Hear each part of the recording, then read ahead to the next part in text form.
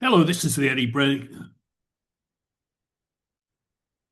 Hello, this is the Eddy Network podcast, and I'm your host, Ed Reniger. With this post,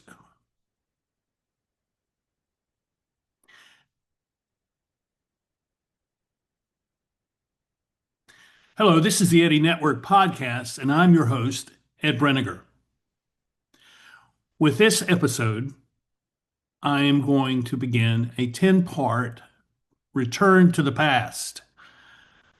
I realized some time ago, several weeks ago, that a lot of the people that are watching and listening to these programs, these episodes on the podcast, are new to what I'm doing, and you weren't around during the first year, and so I thought I would take 10 people from thought I would take 10 people from the first year, like of 2023, and repost their conversation with me. And this was a different time with the podcast and a different time in the world we were living in, and I think you'll find it quite interesting. So my first guest will be Richard Merrick, who I've known for quite some time. We have very strong affinities about certain things, and then we differ on other things less strongly. But the things that we believe in together, we believe very strongly, and we've found a relationship and a friendship over the years that has maintained that sense of solidity. I would guess is a good way of saying it, and I appreciate him very much. And so I'm really glad to begin with him in this 10-part series of people who I talked to and had a conversation with back in 2023. So here we are, me and Richard Merrick, having a conversation like we always do. I'm glad you're here. Thank you for watching.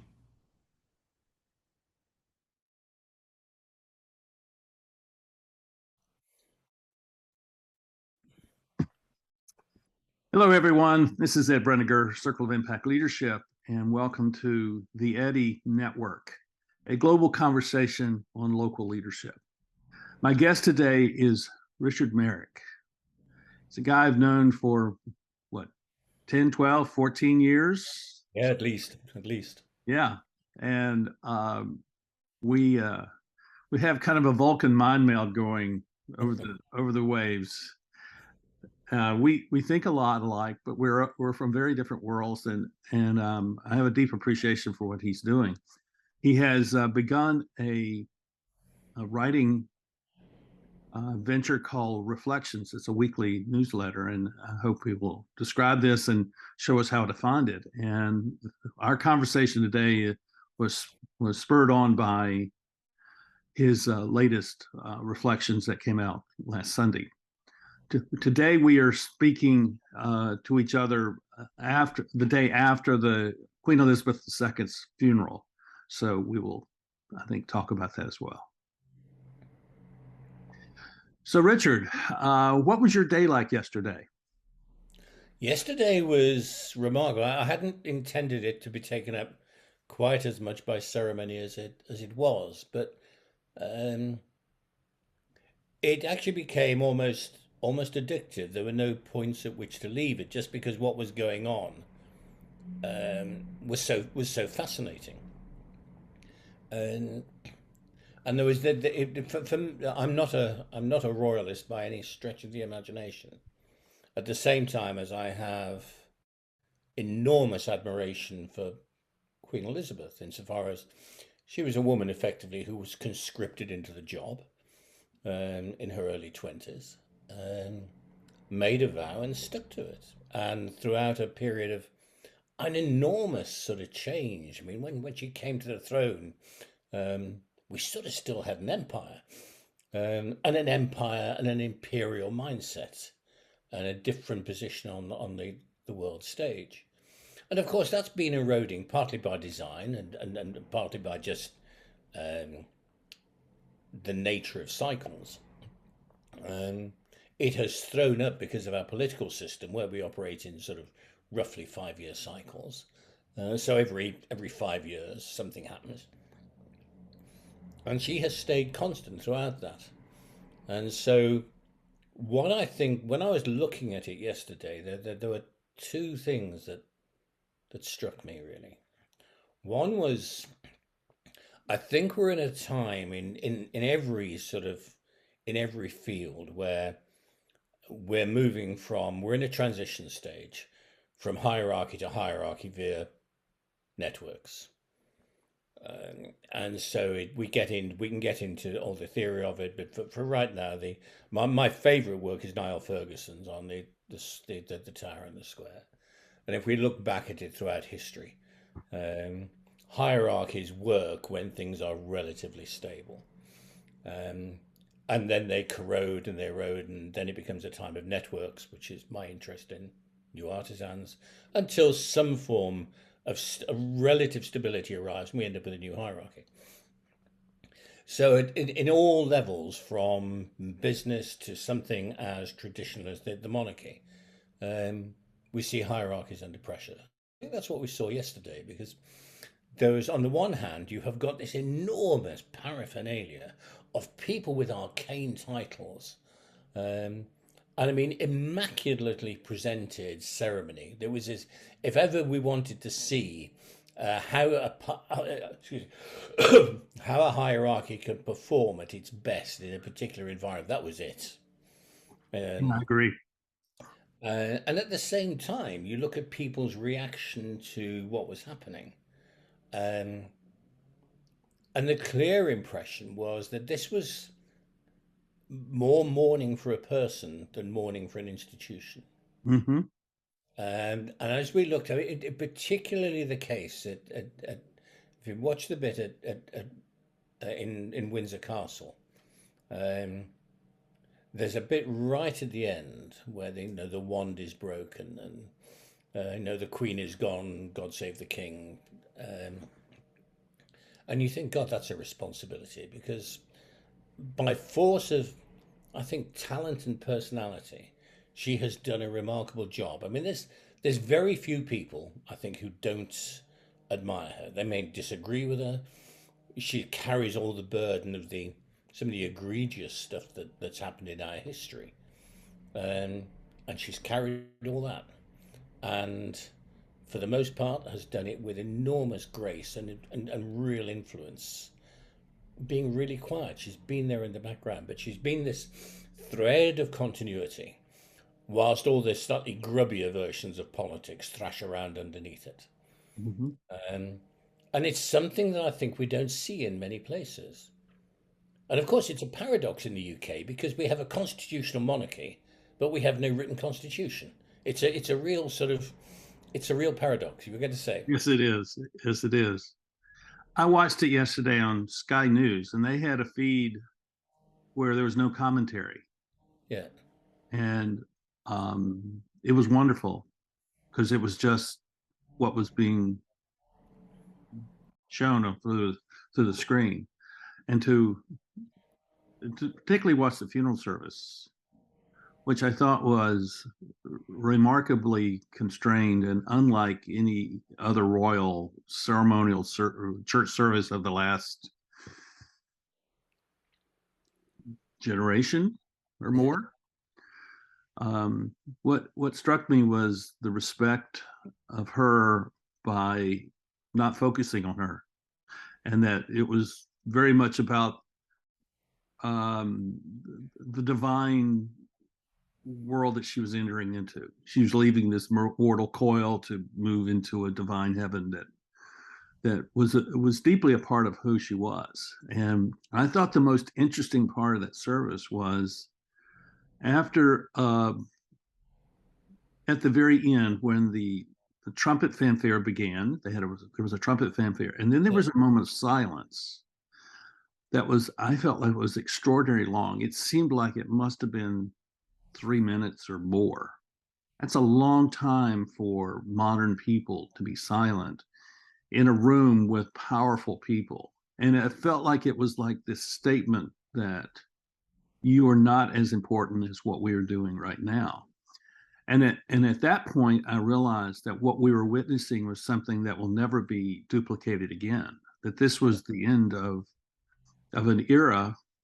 I don't want to say it's the end of the era of royalty. It's an end of an era of tradition, where tradition was transcended the commonplace events of the day, and so I was very taken with that. And then the somber um, move of her casket out of the church and down the avenue. I guess they went to Trafalgar Square. I was trying to follow it on a map, but I couldn't quite do that. The photo was, and um, how really it was about mourning in the very best part of that. It was a time of recognizing that she was gone, and there was no happiness about that. But it was respectful and deep somberness, and I really like that. The other thing to say is that I've always liked her because she's like a clone of my grandmother, my mother's mother. They look very similar and they talk very similar. And my grandmother was the matriarch of the family. And at one point, when I was probably 12 or so, 11 or 12, she said, "You may do anything you want, but you do not bring shame to the family name." Yeah. Which you could hear Elizabeth II saying that to her Yeah. children. Of course, they didn't listen. So I thought it was a remarkable day, and a credit to Britain, Great Britain, as a place in the world that has been um, consistent throughout time over the centuries, and maybe the end of that. We'll see. Well, the king manages his role now as the king. So It will be really interesting. I mean, I have a particular perspective on it because I used to be in the military, so I worked for the Queen, and I have done not that level of ceremony. We haven't done a ceremony like that for a century. But I've done similar levels of things. I've marched the streets of London with my sword and done all of that.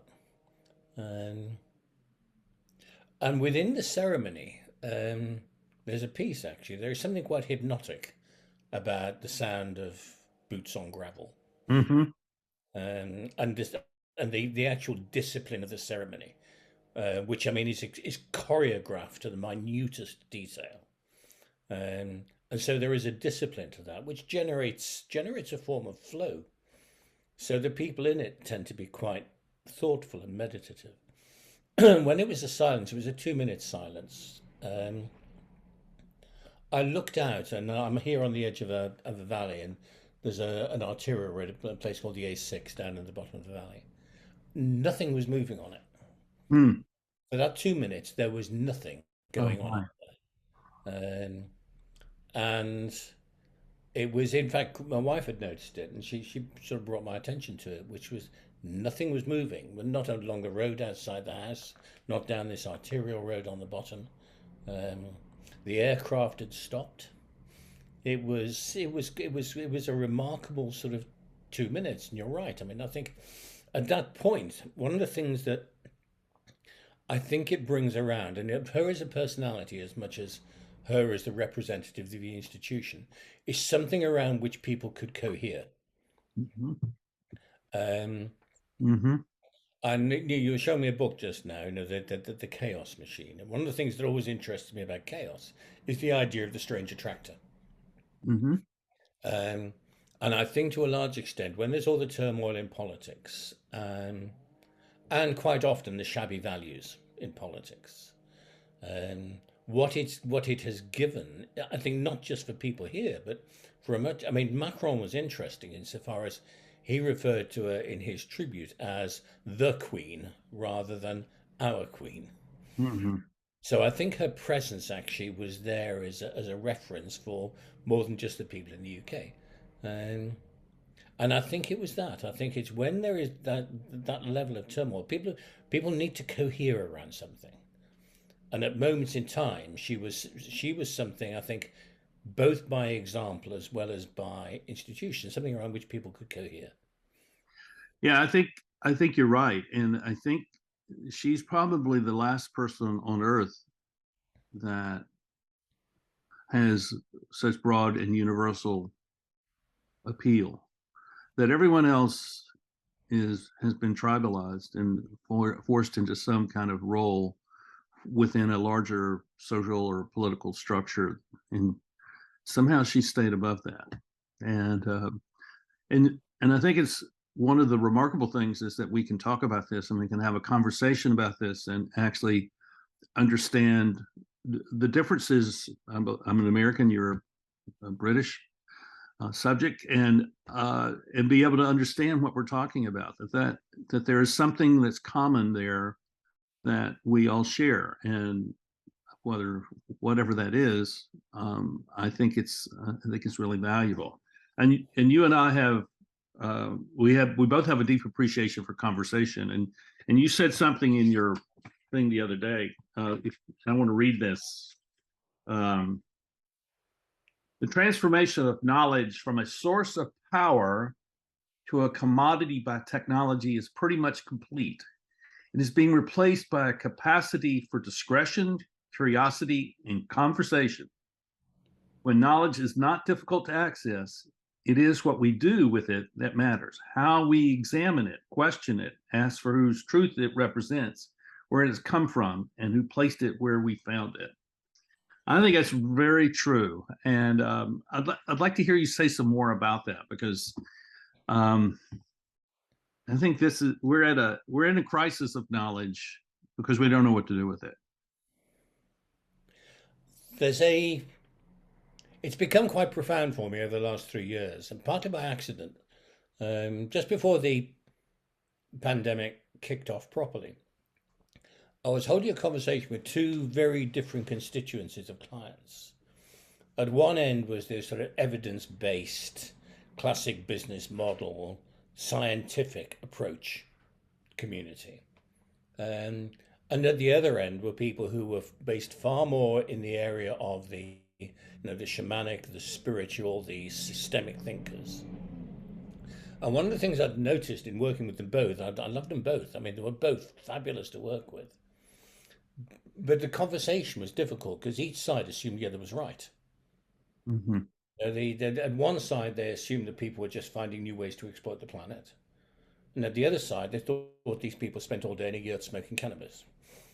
And finding common ground where the conversation respected the views of both was actually quite difficult. And partly because of where I am and what I'm doing, I thought I want to find out about this.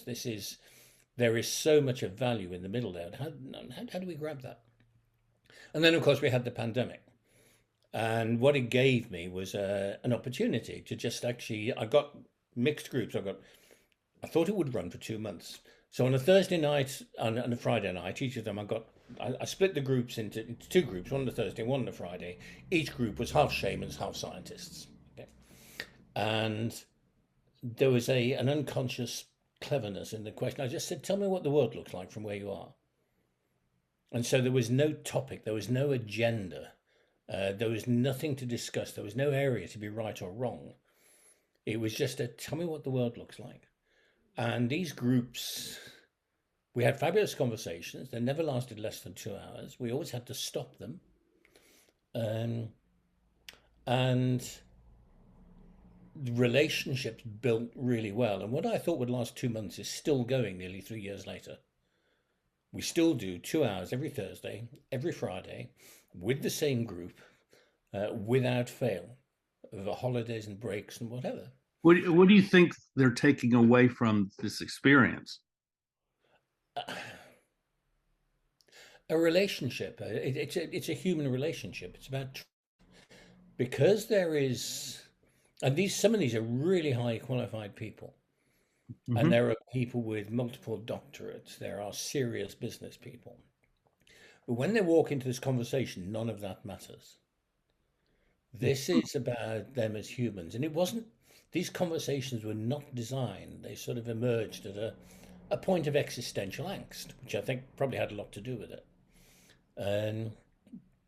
But what came out of it was people sort of put down their source of expertise and turned up as perhaps in previous times you would have done in a pub. Right? So Mm-hmm. people walked in sort of status free, expertise free just to talk to each other about saying about being human makes it sound soft, but it's about community. It's about relationships. It's about fear. It's about hopes, um, and that's the powerful part. And what actually emerged from that, we never talked about. We still don't talk about people's businesses, so it doesn't operate like some sort of peer group. Um, but in lots of cases, people have completely changed the way that they work based upon normally relationships and human values. But if we take this discussion that you and I have had about the collapse of hierarchies into networks, it's sort of an example of that. Yeah. And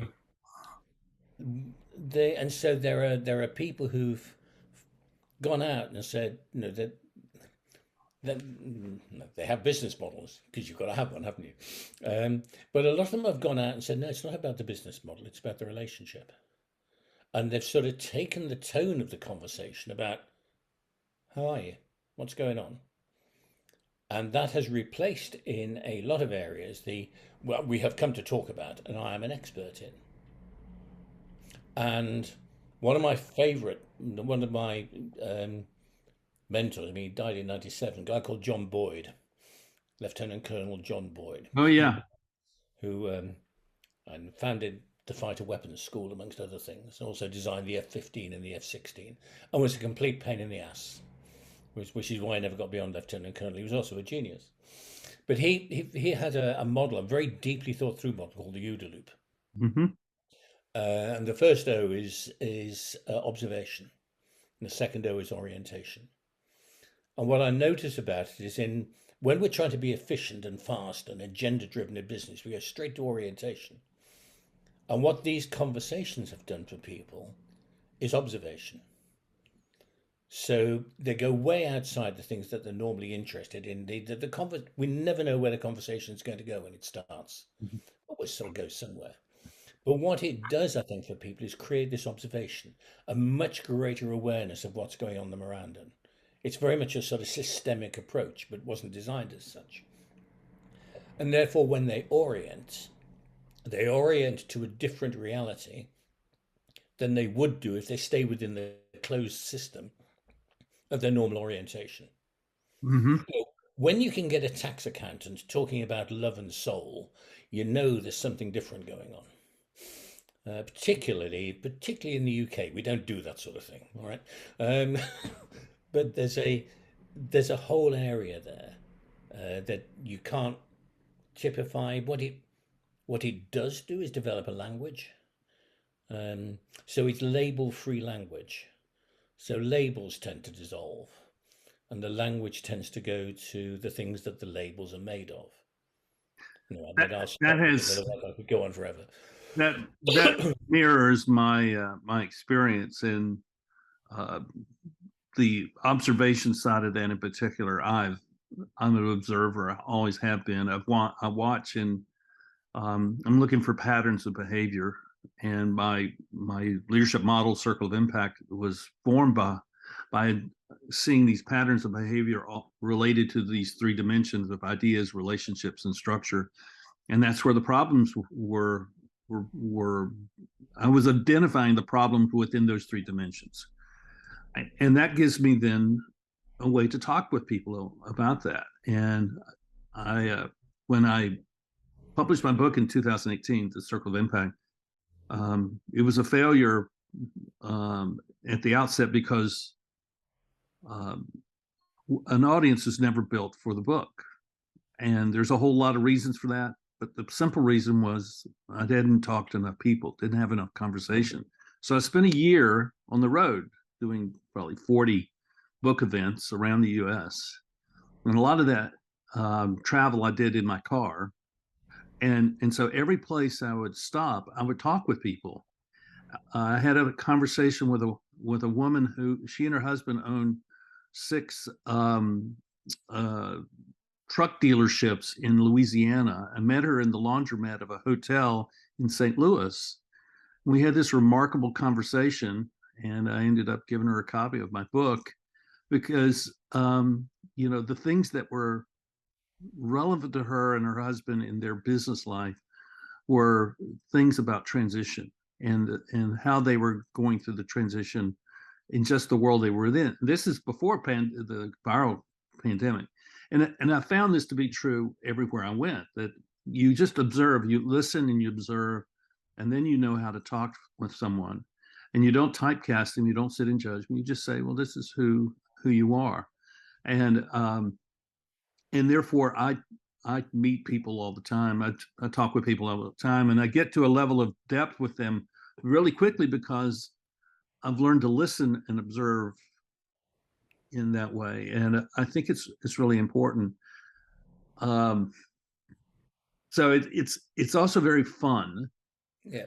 and it has expanded my network in ways that I think I couldn't have done it if I was simply trying to expand it for business reasons.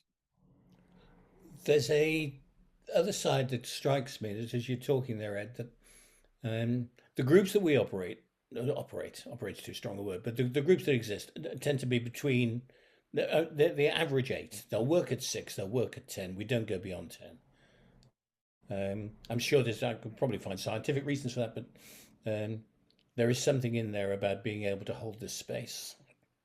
And one of the things, going back to what we were saying earlier, the with the size it is, people don't interrupt each other. There's a natural flow. But the other thing that happens is silence.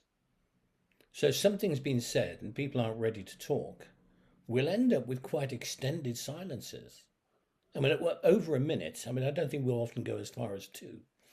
Um, but nonetheless, people sit in the silence.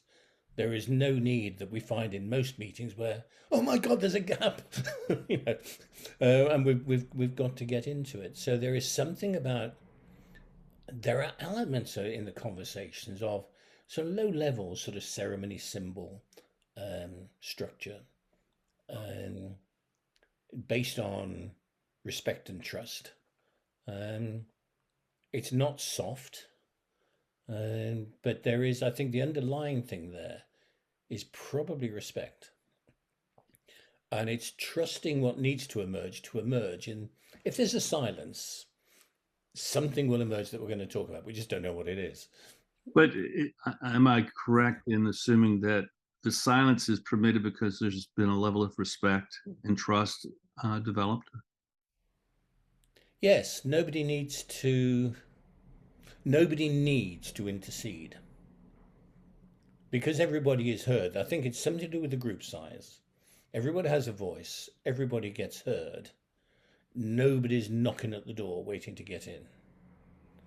Um, Very good. the conversations follow a pattern. You know, we do a check-in and people just talk about what's going on, what they're noticing. Something emerges and we talk about it, and then we do a checkout. In the it there was a line we were talking about, which is these are not therapy groups, but there is something inherently therapeutic about it. I mean, given your own background, there is something in there. I think of there is something of ministry, Mhm. insofar as that space that is held together. And it's weird because these are really mixed groups, not ethnic. Given where we are, not there's age variation. There's not a lot of ethnic variation. Um, there's a wide range of professional variation. Um, and no two people do the same thing. And we have a couple of farmers in it. Well, I say that's it. We have a couple of farmers. One grows trees, the other grows animals. Um, so there's a good range of perspective in there, and it's the sort of thing that I have found that you would dearly love to have. If we're going into a client, if we're going into a corporate client, you would just kill to have a meeting like this. Yeah. But we don't quite often because you know the normal stuff. There are politics, there's expertise, there's pressure for efficiency and time and outcomes, and we Let, miss it let's together. let's take this conversation towards that Yeah. direction.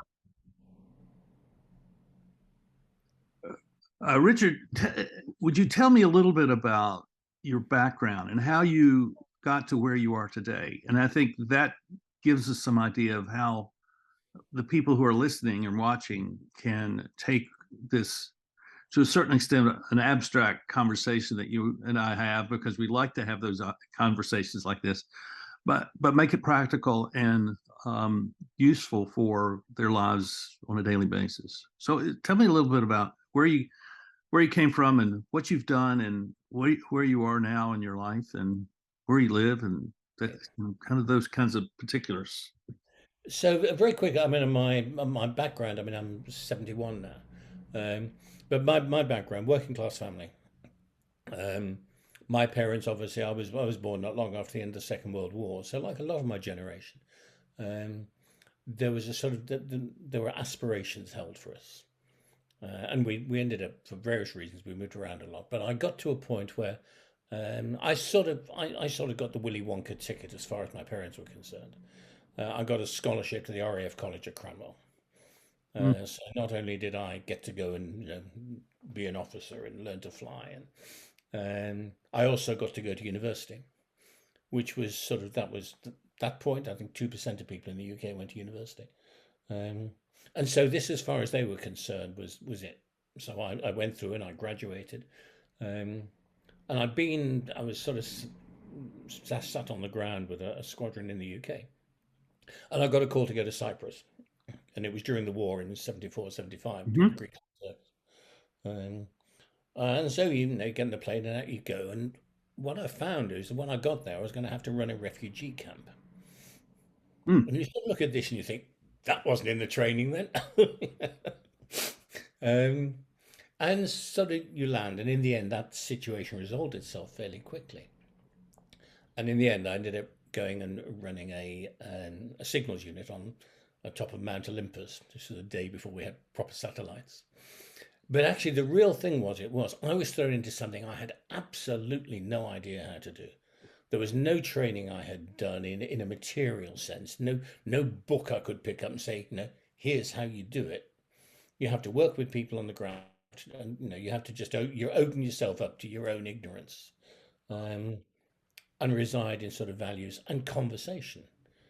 Because I was squeaky. I was barely out of short trousers as far as most of the people I worked with concerned. So you have no choice other than to have a good degree of humility, um, and I loved it.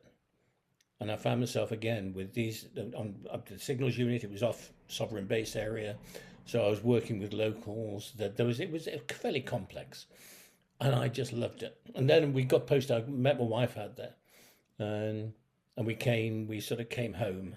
She's a teacher. She was opening up the schools out there, doing much the same sort of thing. Um, and we got back, and I had to go back into the proper Air Force, the sort of stuff that you saw yesterday, all right?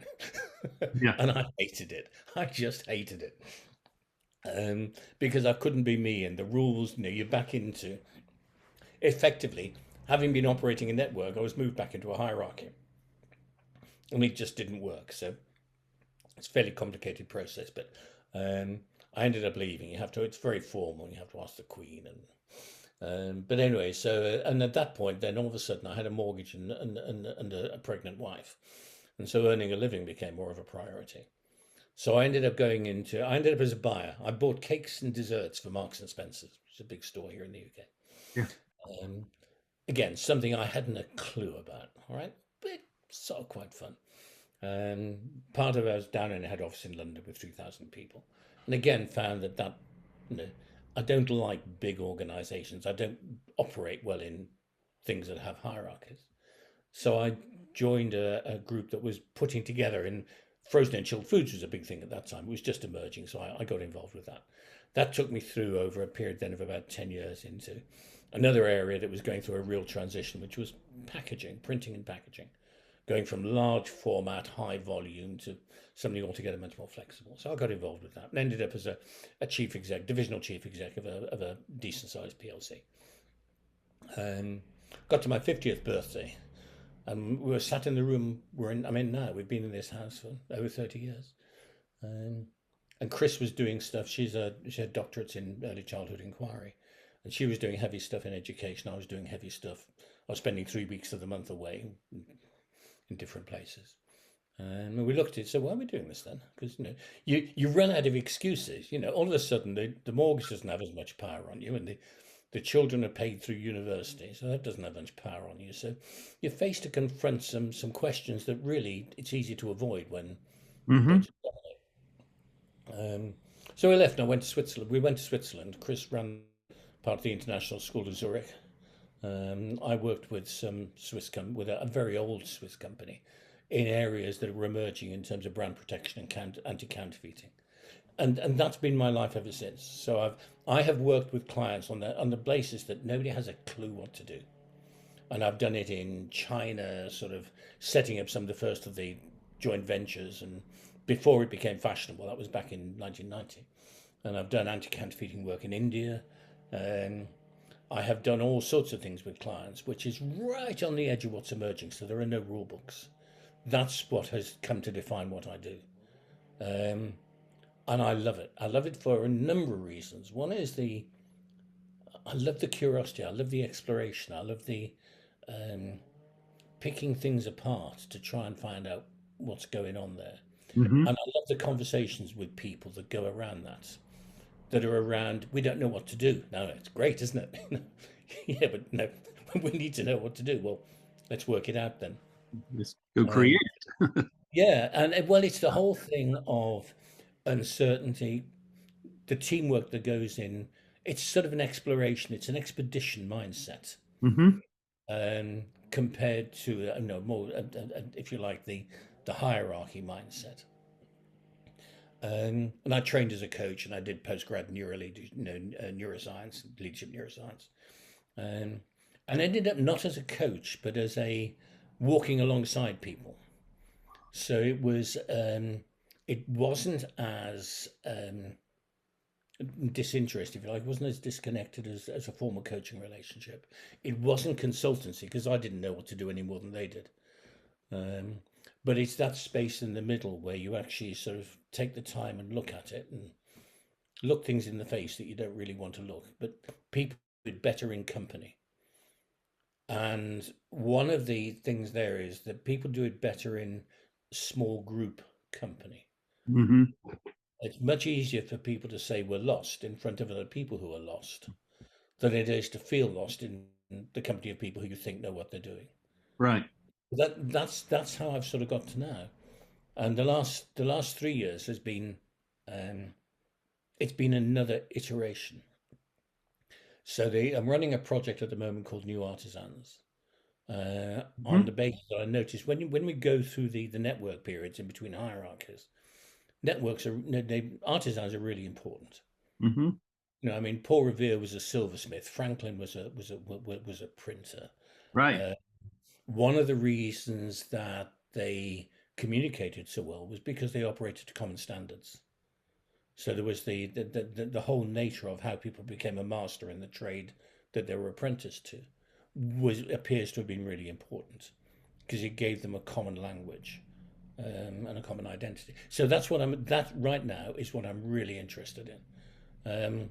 Not for any reason of it's going to make a lot of money or anything else, because um, that's not the motivation. The motivation for me is actually working with people who all of a sudden get that not that, oh, I can do it, but it's actually going into that observation space, which So let is me so, get some clarity on what you're talking about here. yeah, The new artisans is a term which is being applied to a certain type of person now, and they are gaining certain skills that ordinarily they would not gain, yeah, and uh, and so they're not going to be viewed as experts. So let's talk a little bit about what is happening to the world of expertise, and how is that.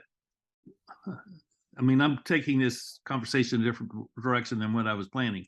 So I'm interested in you talking about this idea of artisanship in collaboration with or in contrast to the idea of expertise that we've functioned with for generations. So and this is not a precise definition, but for me the um, knowledge is fairly ubiquitous. We've got Hmm. Google. Okay, we can find out pretty much anything we want. Actually knowing how to use it is something that is we've become more detached from, Hmm. because the way we're educated and trained and taught, we are taught in a form of process within the context of a stated sort of reality. One of my favorite guys, and he's over in Maine, a guy called Peter Korn, who's a furniture designer and maker, wrote a wonderful book called Why We Make Things and Why It Matters. And there's a lovely line in it where he's talking about he's got a piece of wood on a lathe. Um, and as I remember, he wants it to be a spindle for a chair. But this wood doesn't want to be a spindle for a chair. Right? Not the way it grains. And he's got this lovely line. He says, "You can't bullshit a chisel." Right? That's And so good. I like for that. me, the artisan is somebody who has that sense of communion with what they're working with. Their Mm. work is their signature. Um, and so no matter what is emerging as they do the work, they are attuned to it in such a way as they have a relationship, a sympathy to the material they're working with, the context, where the materials come from, what it's going to be, who it's being made for. It's something altogether more connected than transactional. Hmm. That for me is an artisan.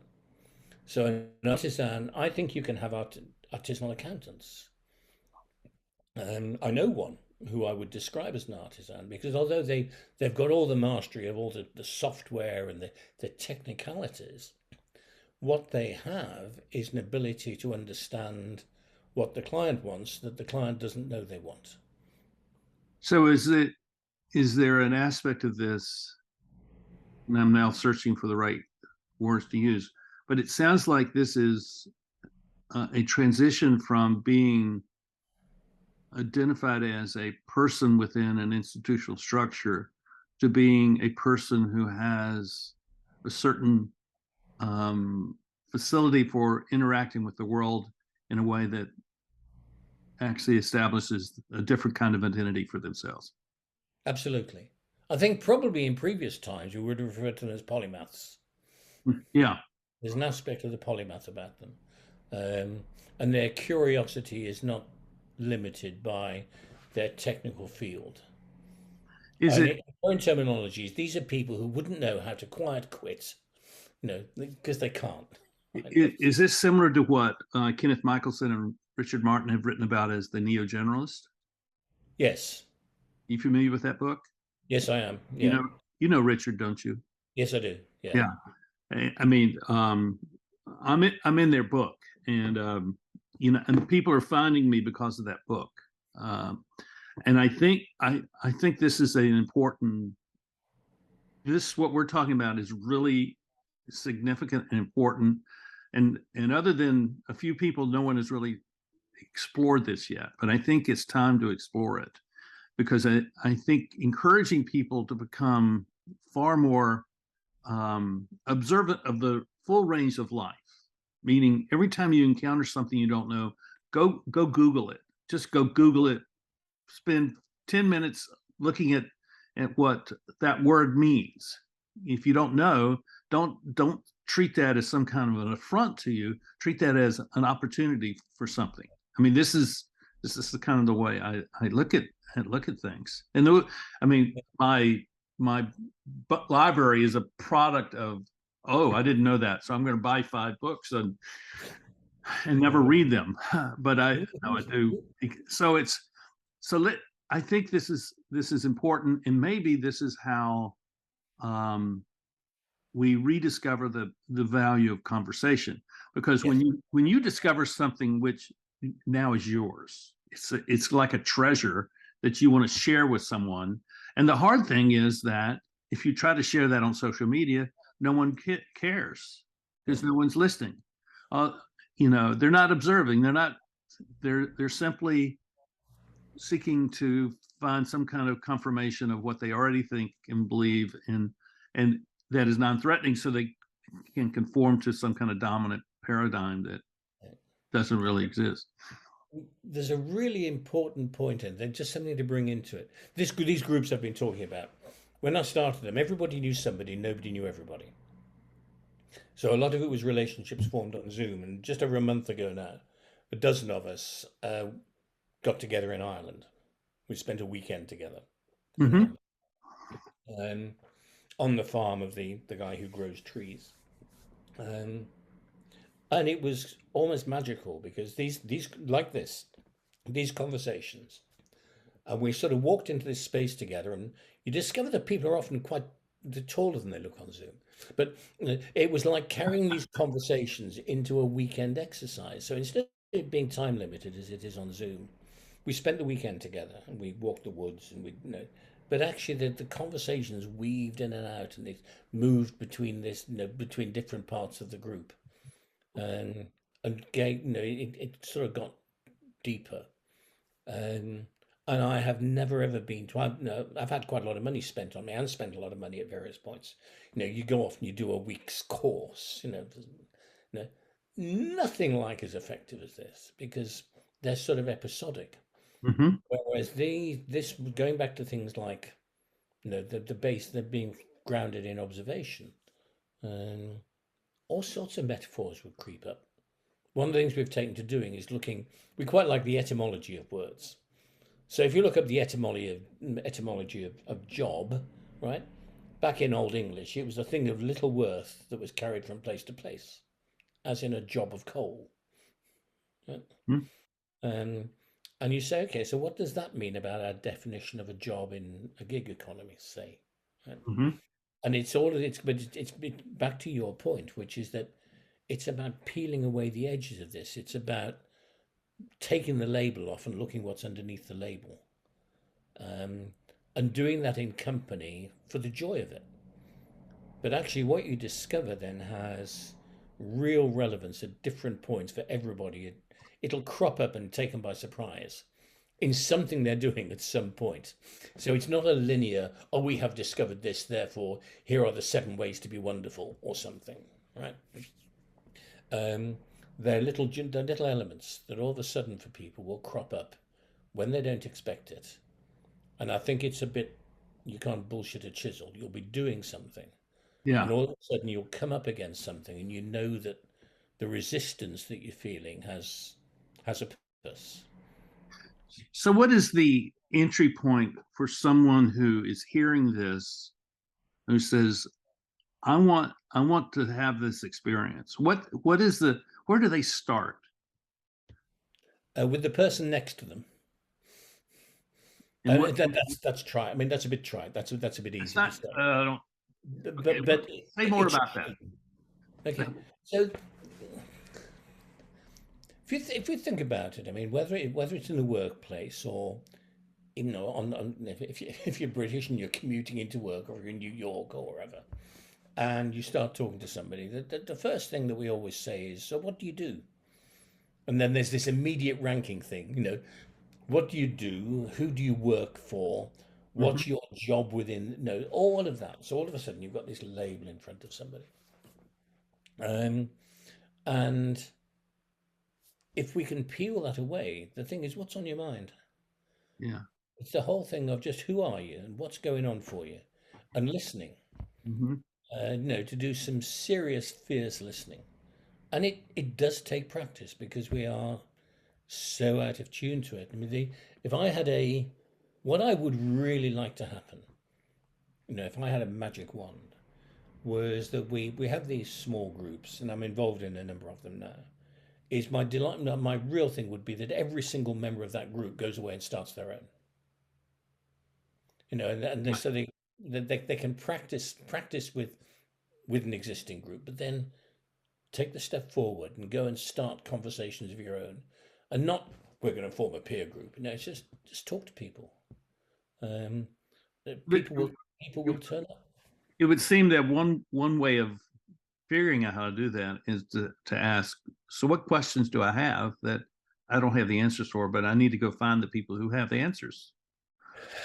The that it's too soon for the answer. Well, it's not too soon for the conversation that leads to No, the answer. there's a That's my point. there's Uh, a lovely verse that comes out of the flame trees of Thika, about a man with a gun, Mm-hmm. about um, asking questions is a bit like a man with a gun. Bang it goes, and everything scurries for cover. But if you don't, if you just sit there, actually, and just watch, the things you're looking for will come out and warm themselves on a stone or go across in front of you. They will make themselves known. So you sometimes in asking the questions, the way we frame the question frightens off the answers. Sometimes I think if we're just still with people, the things we want to talk about will emerge. And it can sound really fluffy, and it's not actually in practice. It is not fluffy at all, but it does require somewhere to start. I was reading a book called the one of my favorite books is Ori Bruffman, The Starfish and the Spider. Yeah. And there's a book that was written alongside it a few years later called The Starfish and the Spirit, which was about a group it was about trying to rebuild church communities in the US. Mm-hmm. It had that very particular approach to church community building that is not unique to America, but is very developed in America. Right. Um, and it came up with the same sort of thing. And there is, I can't remember the guy now who started. It's now a huge church, and he started it. It's a famous case study. I can't remember the name of it, but the answer is it starts in small groups. Mm-hmm. There's a guy called Greg Sittel who wrote a book called Cascades, Mm-hmm. which is about the Maidan Revolution, the 2014 revolution in Ukraine, and the fact that it wasn't a big movement. It was lots of small movements, lots of small groups that cohered around a common purpose. And Sittel calls it a keystone event. But so there are these, and I think of America as a place where instinctively, because of the nature of community, I think it's much more amenable to. Um, but you get small groups who are really quite close. In Ireland, they call it a mehel. And a mehel is a bit like a barn raising. Mm-hmm. You need something done. Local community comes together. It was because the British were dastardly and would charge you tax on a house that apparently took longer than a day to build. So a mehel was where everybody got together and built the house inside a day so that it didn't incur tax. Um, and it's Right. that sort of thing. I think it's going back here somewhere to stripping away the labels and just um, recognizing the people around and just talking for the sake of it, I, not I think that explaining and this is chasing. this is um, this is where our future is. I look at this as being locally focused, and instead of being globally focused. So if you're locally focused, you're going to take care of your neighbor. You're going to take care of. You're going to you're going to go to the coffee shop that your buddy's son is running. I mean, it's going to be that sort of thing, and you're going to root yourself in some kind of much more direct experience with people rather than online where you. I mean, I buy stuff online. I buy books from Amazon because I don't know if we even have a bookstore here in this town. I've only been here 2 years. I think we're in this transition, and I think this transition will lead to more people becoming artisans. I think it will lead to more people becoming conversationalists. I think it'll lead to more people looking for answers that um, asking questions for which there are no answers that they'll have to create the answer. I think all of these things are where we are now, Yeah. and as hard as it is and probably will be for the near future, I think the future is actually bright because this is a level of transition that I don't think um, the world has experienced in half a millennial or a millennium or whatever. So there's a bit there that just picking that up and going back to what you're saying. One of the things that when we get to hierarchies and networks is that the network I've got is not defined by the British Isles. Okay. The Mm-hmm. monarchy is, but I'm talking, I have the sort of groups we're talking about. I have you, you and I are talking. I have them happening I'm part of them in Australia, South Africa, California, Ireland, France. So if somebody's listening to this and saying, "How do I do that?" The answer is, I mean, send you or me a mail, and I'll point you at somebody. And if I can't point you at somebody, then we can talk about what you might want to do, because this is, for me, this is a social movement. I'm at an age now where I no longer have to go down the mine. Okay, so I can spend my time doing stuff that I think is worthwhile, Hmm. um, and that's my boundary. So it's that area of this is a skill. All of us have this skill. The We way just I don't. describe it is look at the people you know and go ask them, who do you think I should know, and would you introduce me? Yeah. And uh, that's the way I started my consulting practice 27 years ago. And with three guys, and they gave me 5 to 10 names and phone numbers, and I called them all up, and I did that, and that's where all my clients came from. I had never been a consultant, never run a business, but this is how I started. And so this podcast show that I am beginning, the Eddy Network, I'm saying to people, who do you know that you think I should know because they would be a good person to interview and introduce me, and maybe the three of us will have the conversation, or just the two of us. But I want other people to tell me who I should be interviewing, because I want to learn what they have to say, and become I want to become a part of their network. I think there's a flip side question as well, which is most of us underestimate ourselves. Hmm. Concentrate on the things that we're not rather than what we are. Hmm.